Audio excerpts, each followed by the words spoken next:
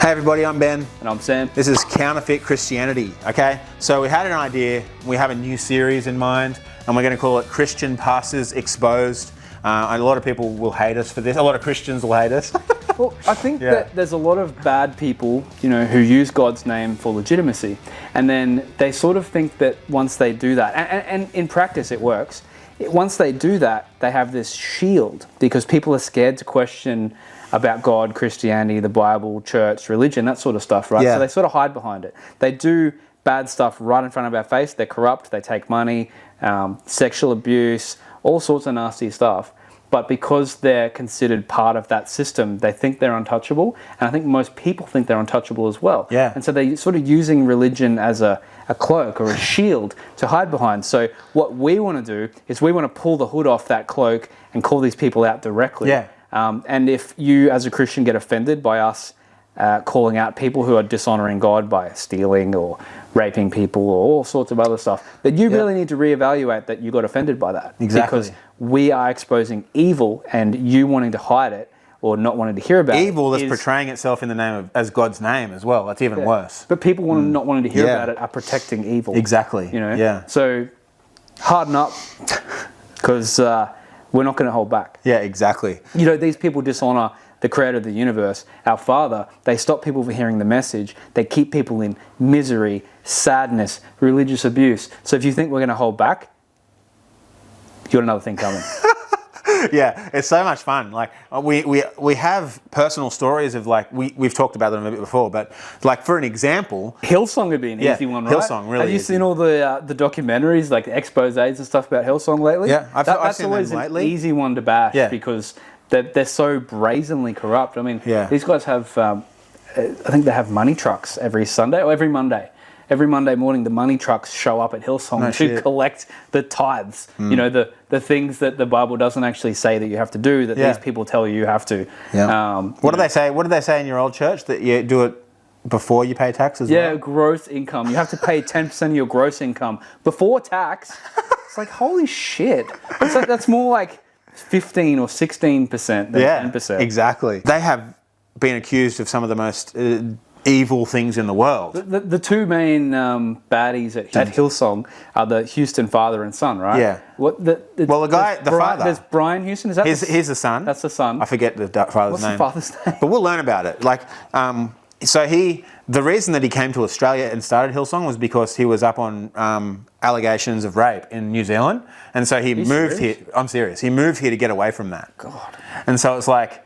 That's what the church is built on. What a great start. It was fucking built on that. Hillsong is built on rape. Yeah. Yeah, or built on evading rape. Yeah, exactly. And his son now, it's been in the media a lot. It was because of his father and Brian protecting his father from all of this stuff that should have been out years ago, because this has recently been discovered that this is why it all happened. Well, it actually has been common knowledge for so many people, but... And often what happens, I don't know if it's, we've got to dig into it more, but often what happens is that sort of abuse is generational as well. So if the father was abusing, say, kids in New Zealand, or women or whatever, both, then maybe he abused his own son, who then went on to abuse more people. And then it would have continued on through the family, because these are those familial curses that it talks about in the Bible. And I think that, we've talked about Ishtar. This is what Ishtar does to the world. She makes this... There's more to it, though, because these people have taken on the role of teachers. Exactly. They go and tell other people how to live. So, God says someone like that will be judged harshly. Oh, totally. So I'm not taking any blame off them. It is a thing that is continued on through families. And if we follow God, He will smash that and break that curse in our family. And that is we all of us, if we start following God, He will break the curses that are following us through our family.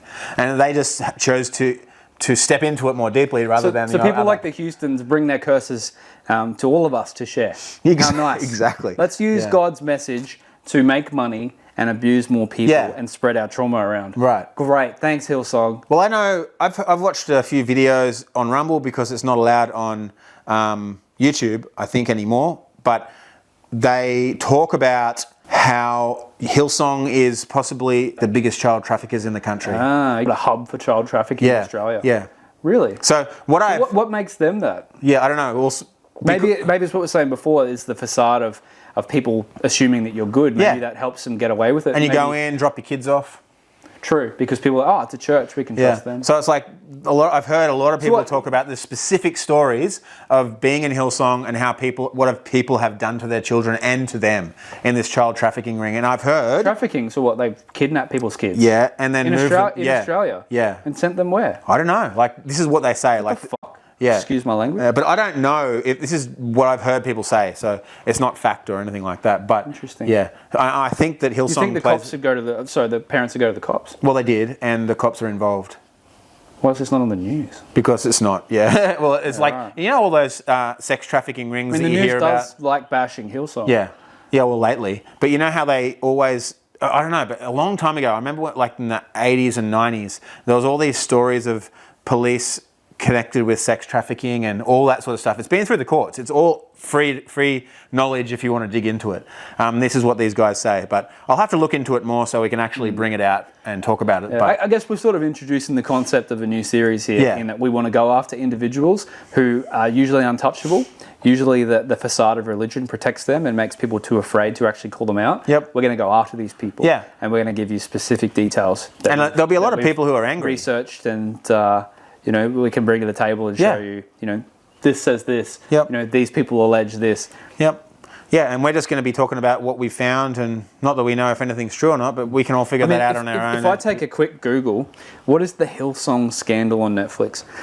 It features several ex-members of the church who share harrowing allegations of the trauma, abuse, homophobia, and financial and labour exploitation that created a culture of chaos at Hillsong. And they're free because they're a religious institution, so they don't pay tax, all this sort of shit. Yeah. Yeah. So it's like a huge money laundering scam, worshipping Baal. Financial and labour exploitation. That sounds like me when I was a teenager at Christian City Church in Bridgeman Downs. Exactly. I had to drive everyone everywhere. I worked at Macca's and Subway, spent all my money on church. And these people just use you and use you and use you until you're burnt up. Yeah. Unless you're really good looking, and then they'll try and marry you to keep you in there. Yeah. But if you're not, then it's like a freaking you're like a full-on battery. cult. You're a battery. Yeah. You get used until you are ready to be thrown away. Exactly. Unless you're happy to sit in the corner and continually be abused. And that's a lot of people. Then you can stay. Because it's fear, right? It's like they think it's tied to fear. Like if you don't stay here, then you won't be able to be connected to God anymore. And if you ask any questions that are uncomfortable for us, or you question what we're doing or whatever, we'll move you out of here. Yeah, like with Hillsong, I've heard Hillsong is very aggressive like that. If you are a dissenter in the cult, then you get pushed out. Yeah, So, I had a friend who was involved in Hillsong quite deeply, and I don't know if he still is, but the things that I noticed in his life at that time, it was pretty bad, like stuff that was going. It was full on. I could obviously see that it was a cult. And even then, so I didn't have a lot to do with Hillsong. I've been to some of their services, and I like some of their music. Yeah, evil back as in the day, as Hillsong may be. Yeah. I think some of their music, if taken in the right spirit, I mean, if you're with God, I think you can enjoy it in your own context. Yeah, exactly. And those people on an individual level possibly were connected to God. I mean, to try and say Hillsong music is evil just because they're evil, it's amoral. Yeah. That'd be like me having a sacred cow and saying, you can't say Hillsong music is good because they're all rapists. Exactly. It's like, well, the music itself can be good even if it's like you said, comes from a church of people who are led by rapists. Exactly. And it's like, but that means like we don't trust God that he can use anything in any situation to connect with anybody, right? So it can be good to individuals. If they're connected to God, it can be good. Even the worst things in life can be good. Yes, even if that rock spider and his son created the church where that music came out. Yeah. Well, even the worst things in life, like possibly being abused when you were younger, when you connect with God later in your life, he will help you understand what that means, and what it will do in your life can bring freedom in the future. So even the most evil things that these demons and these God evil is a healer people... and a fixer, and he'll use anything he can. And they mean it for evil, but God makes everything good. And it's like hard to understand and grasp. All things work out for the good of those who love God. Exactly, and that's the truth. Yeah. So this is the idea about this series that we're going to do. We've got some exciting thoughts about where it might take us, but we'll also flow with God and see where he takes it. And we believe that the things that are coming out of us in this time are because God's leading us into it as we disciple each other. And we're going to uncover the truth, and the Houstons are going to be jailed. And so is Joyce Meyer and T.D. Jakes and Joel Osteen and the rest of those flogs who pretend to represent our Father. Yeah, exactly. Not that I think everybody already knows the truth if you want to dig into it. But Yeah, maybe, you can. I mean, they probably won't be jailed because the world is corrupt. Yeah. But it's fun. It's fun. And at least maybe we can call them out. Wouldn't it be great if one of them saw one of our videos and went, oh, wow, they know I'm a flog and a liar and a thief and a rapist. Yeah. And even if the 200 and something subscribers on this channel see it and realise a little bit, a sliver more of truth about this world, then that's good too. It's a few small rocks that start an avalanche. Yeah, exactly. And that's sort of like the journey that we're on. We're just discovering things and sharing it. That's what we're basically about here. But maybe we can expose some decent people as well and go, well, have you seen this person? They're actually really awesome. They're actually chill as hell and they are followers of God. Yeah, we have that in mind too. We have some cool people in mind. Maybe we can specifically find some that all the Christians hate. Yeah. But who are clearly for God. Yeah, that'll be interesting. Yeah, that'll be really interesting.